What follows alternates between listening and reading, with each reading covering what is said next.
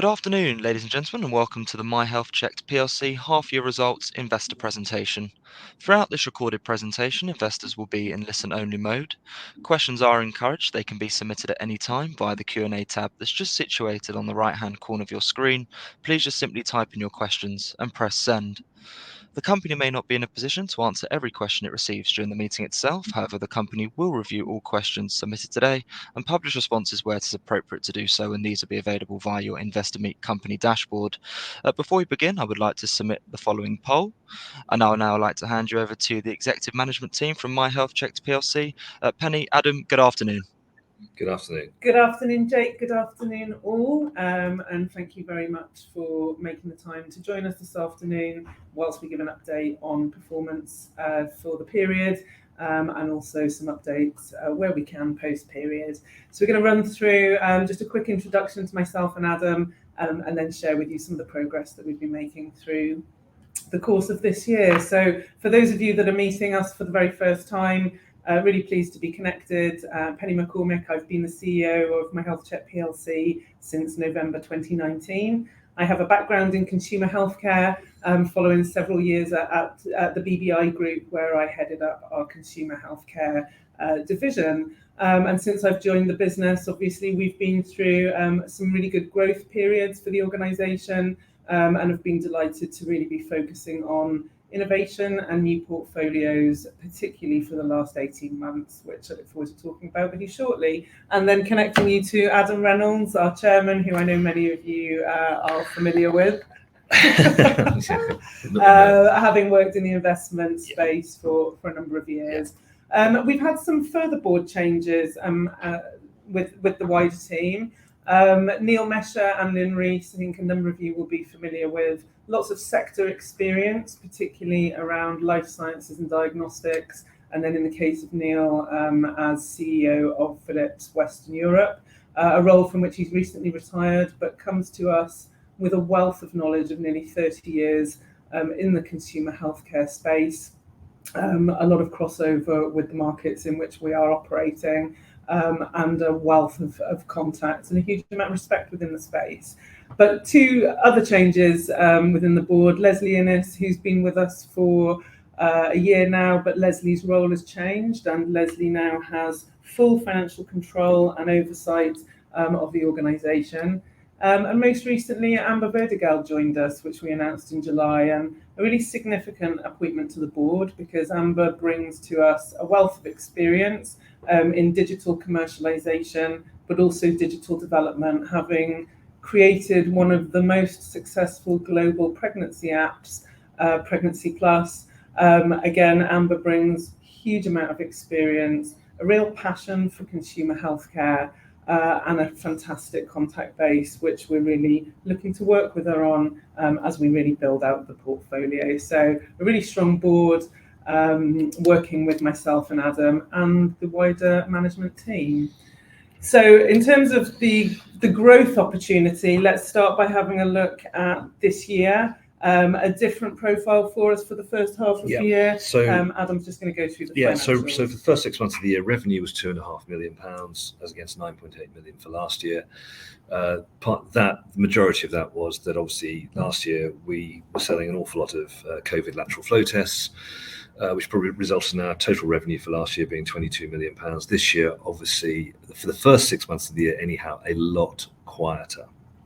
Adjusted EBITDA loss for the period was a loss of £296,000 versus £372,000 profit for the same period last year. I think the interesting part really is that the cash balance at the end of June was £5 million. However, we were holding stocks of just over £3 million, and during this first 6 months of the year, we were committed, which we paid for, which was £1.7 million of stock. So effectively our cash, although at the year end our cash was just over 7 million, and it was 5 million at the half year, we had utilised 1.7 million of that 7 million to buy additional COVID stock. So as at the end of June, that's where we sat. What we've seen really during August and very much so in September, which Penny referred to in her statement earlier today, is a big uptick in our COVID lateral flow test sales. That has grown a lot in the last 6 weeks, and we are moving through that stock quickly at the moment, which is very positive. So what we hope, there are no guarantees, but what we hope at the year end is that the cash will have a very healthy cash balance at the year end. So Penny, can I hand back to you on after the numbers? Thank you. So in terms of the space, when we look at wellness testing, we know that it's a growth area. I mean, it's really difficult to get data that doesn't include COVID, which has been such a massive step change and really moved that home testing on considerably. But we need to think about wellness testing away from COVID. That said, we as a business, COVID is hugely important to us. It's really becoming a bit of a cash cow for us. We could see this moving to an annual cycle as we move through the winter season. So it's really important we recognise the importance of that. And there has been, in relation to COVID, an absolute behavioural change for end users.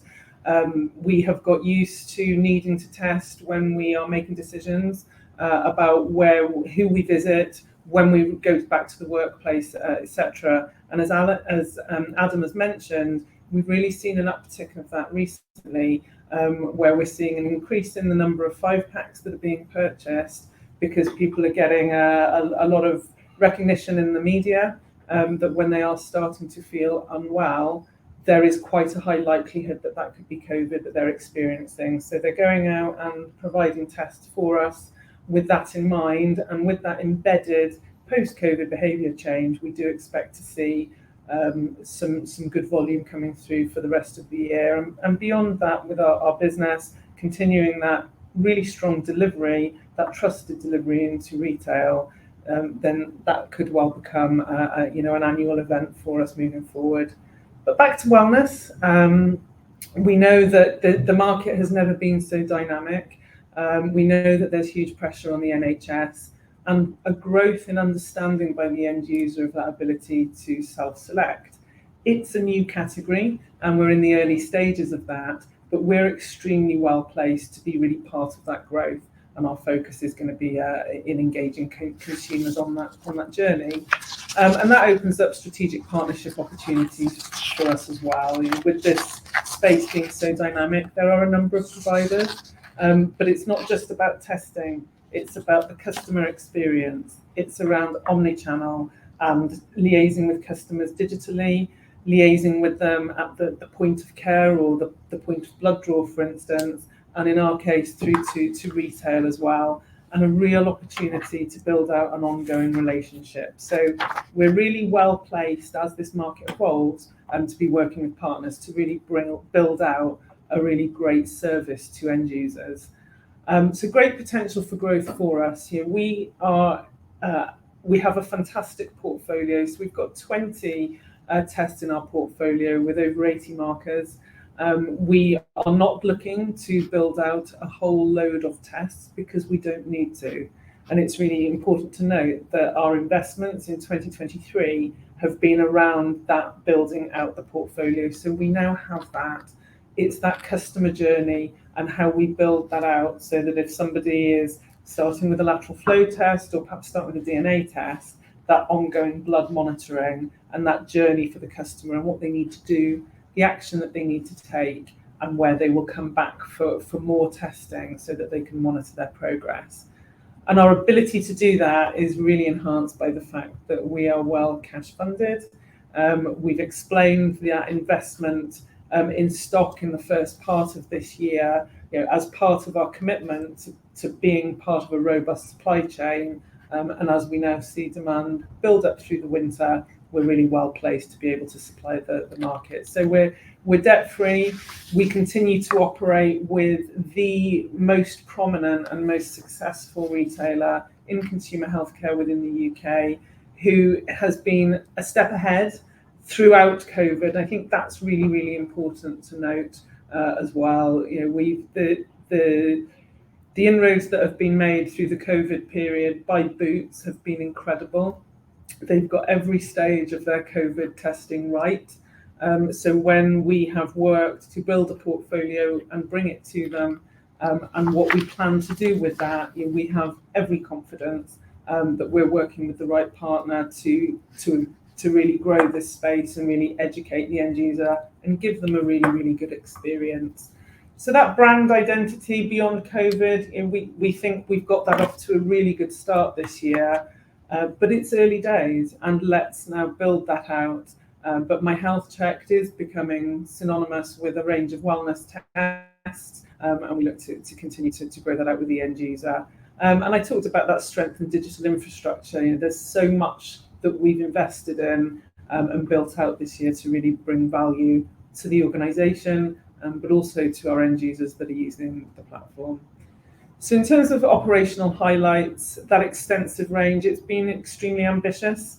Bringing 15 new tests out simultaneously, 10 of those that have been developed and built out by us, our own CE-marked kit, the design of the product, all of the information that goes with that has been created by us with our scientific advisory board, who comprise GPs as well. So making sure that we're providing information that customers are going to understand, that warrants that CE mark on the kit, and that has been guided by GPs themselves to try and help make customers' lives easier. The investment in IT infrastructure, it's become more complex this year. You know, we're dealing with blood biomarkers now and urine, which is 2023. It's completely new for us, and making sure that the algorithms and the guidance that are being given to end users from those new tests has been extremely robust. So a huge amount of work has gone into that, and as we said, that's been really self-funded. We've talked about the stock holding. You know, as time goes on, we want to continue working to a great rhythm with retail and continuing to uphold that reputation for big volume products. So it's not, it always involves an element of risk taking to a degree, but really robust risk taking and planning. And it's something that actually as an organisation we've done exceptionally well. You need to take a little bit of risk with COVID because it's so unpredictable. We've demonstrated our ability to do that really well now over a sustained period with a lot of uncertainty around it. Healthcare Inspectorate Wales has been a fantastic achievement for us this year. Again, all of this has been new to the organisation, and making sure that we've achieved that on first strike. We've put our application in. This Healthcare Inspectorate Wales is the Welsh equivalent of the Care Quality Commission, the CQC. Because we're headquartered in Wales, we require regulatory coverage and endorsement by Healthcare Inspectorate Wales. So that submission took a number of weeks to put together. It's a huge amount of work. It's a big undertaking for an organisation, and we were very proud when we received those certificates. So I am the responsible manager for HIW, which means that I personally am responsible for everything that we do, every result that we put out, and all of our patients' experience, and making sure that our customers are extremely well covered, well cared for, and any reportable incidents are reported, and that patient safeguarding is at the heart of everything that we do. In terms of data, Cyber Essentials Plus, we've always put data protection at the forefront of the organisation. Very soon after we joined, we put in place a data protection officer into the business, because we fully appreciate the sensitivities around the information that we're sharing. So getting that renewal on Cyber Essentials Plus has been extremely important to us. And we've also carried forward some operational streamlining. We've always been a lean organisation because we want to maintain agility and our ability to respond from the dynamics of the market and often that unpredictability that we've done so well. As part of our streamlining, we have had a good look at our costs, as any good business should, and really reduced ongoing expenses where we can to make sure that we can continue to operate in an efficient way. And that's, again, will contribute to our financials for the remainder of 2023.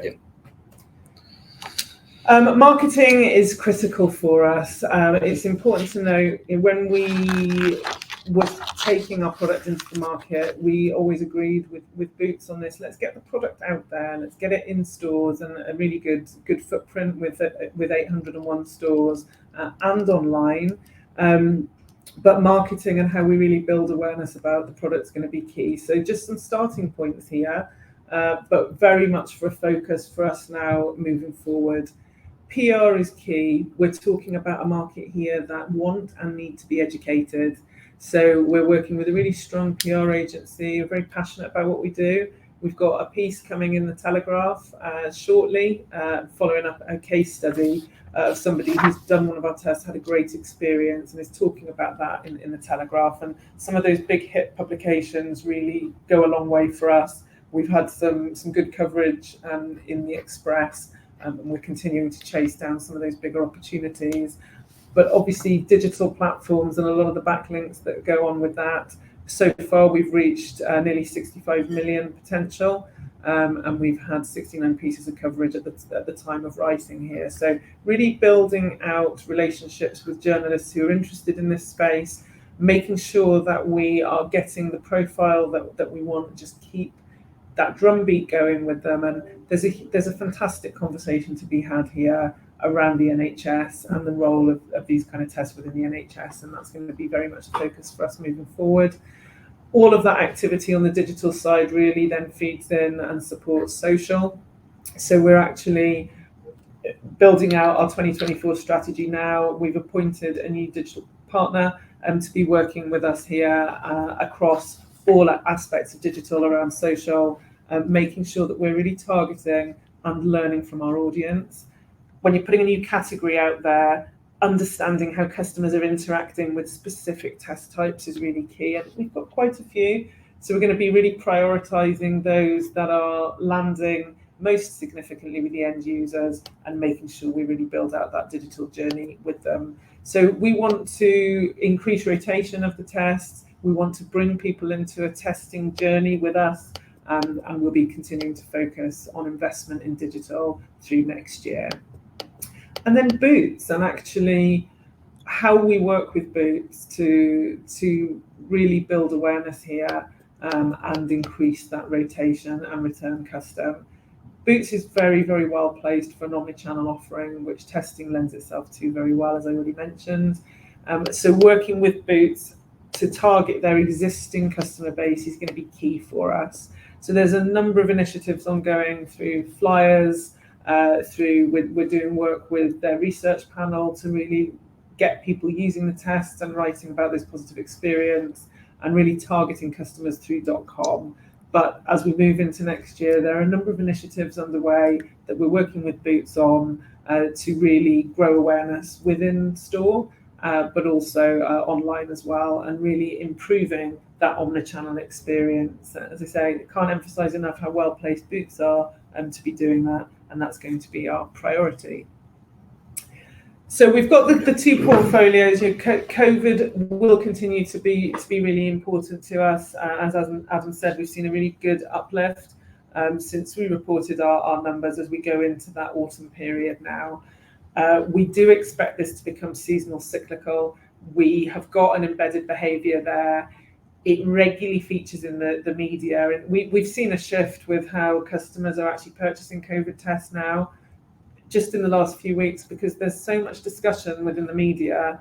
For instance, more people are starting to buy 5-packs because they're appreciating, having read the papers, the likelihood of them having COVID if they've got a sore throat is higher. So they're buying made for the family and for repeat purchase. For instance, what day will I test negative when I can return to the office or attend a family event, for instance. So the media really impacts purchase, and there's a lot of talk around that at the moment. It's cash generative for us. Profitability, we operate here at around a sort of 15-20% margin, as we've been transparent around. But the market is dynamic in itself, and there have been periods where there's been a lot of stock out there in the marketplace. There's been a lot of product out there. We're dealing with a product that has a shelf life, so that can change as well. And again, our priority is always to make sure we're really well placed, with product with good shelf life that we can provide to the market. And our shelf life is quite long at the moment, isn't it? Sort of August to November next year. Yes, so we're looking at the lion's share of the stock that we have is for H2, the latter end of H2 for next year. So the wellness portfolio, yes, it's still very, very early for us. Our aim is to be a best-in-class customer service and offer a great journey for our end users, but it is embryonic. It's really important we appreciate that this is a brand new category and they don't come around very often. So if you're working with anybody within the retail space and you ask the question, when were you involved in a new category launch? Often the answer is never. Because it's really, really unusual. So it's hugely exciting and it's got high growth potential because it's brand new and it's untouched. So I think we need to give it a little bit of time. We need to make sure that we invest in building out that customer awareness, and we need to make sure that we make the experience better understood and a long-term value for the end user.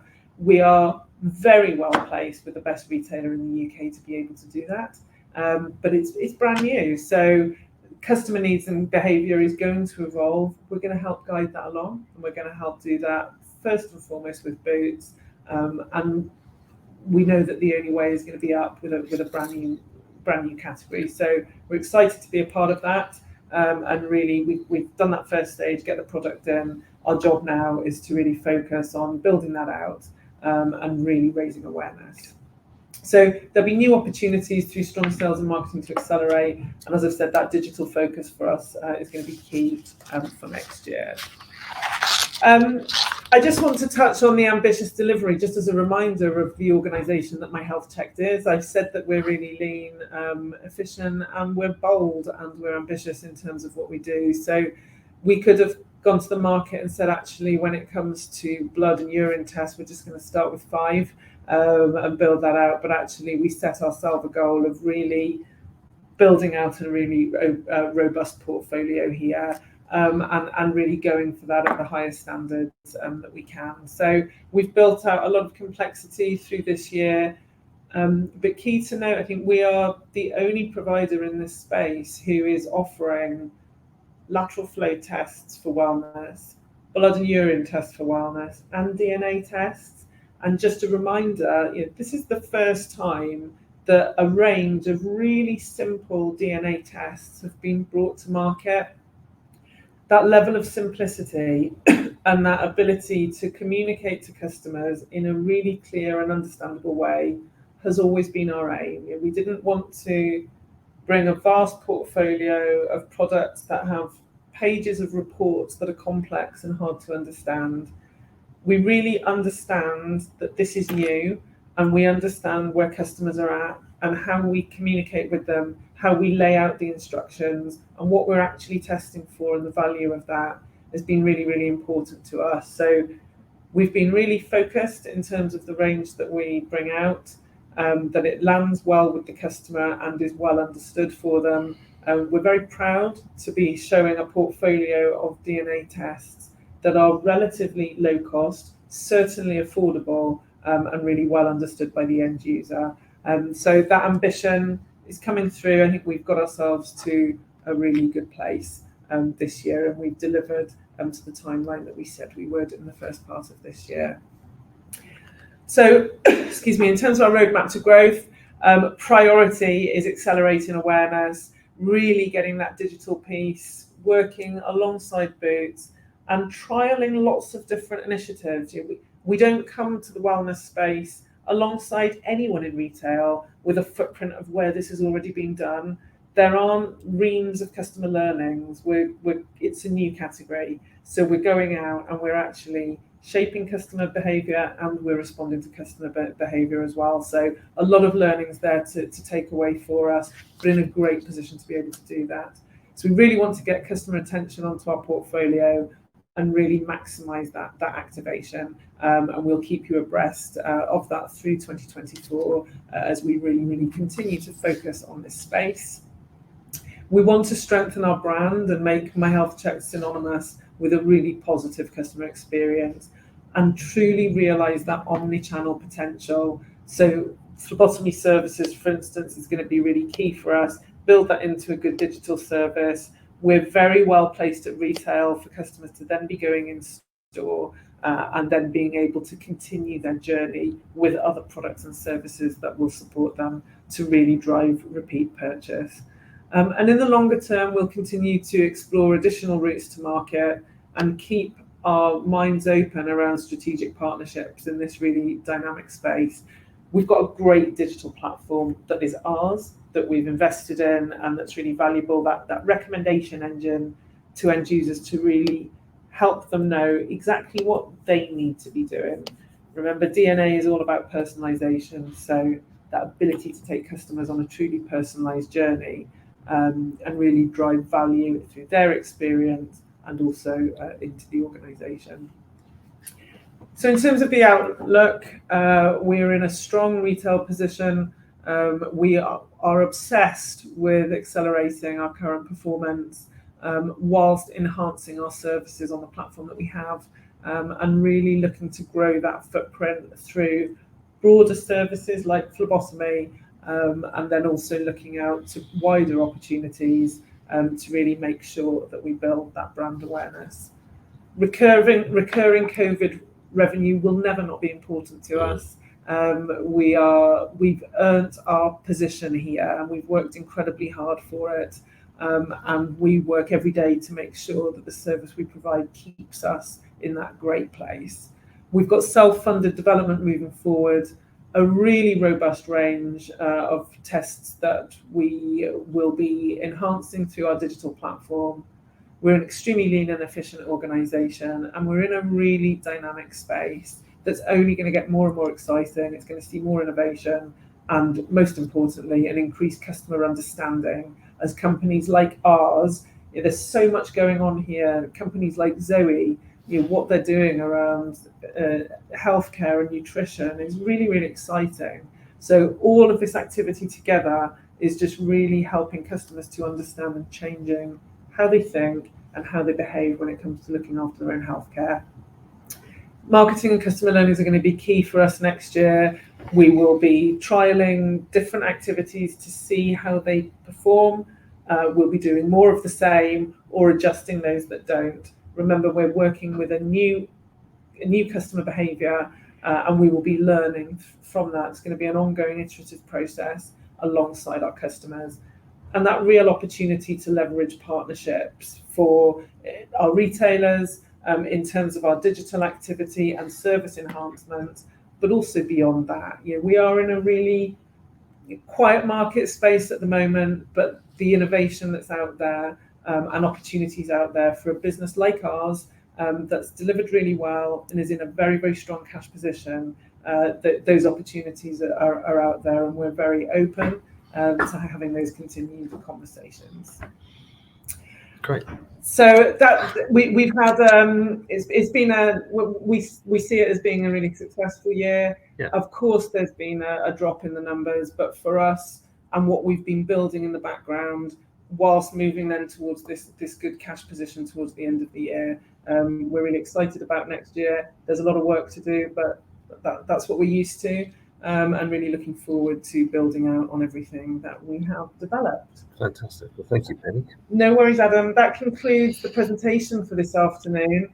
We're going to be answer some questions, Jake. Penny, Adam, thank you very much indeed for your presentation this afternoon. If I may just jump back in there.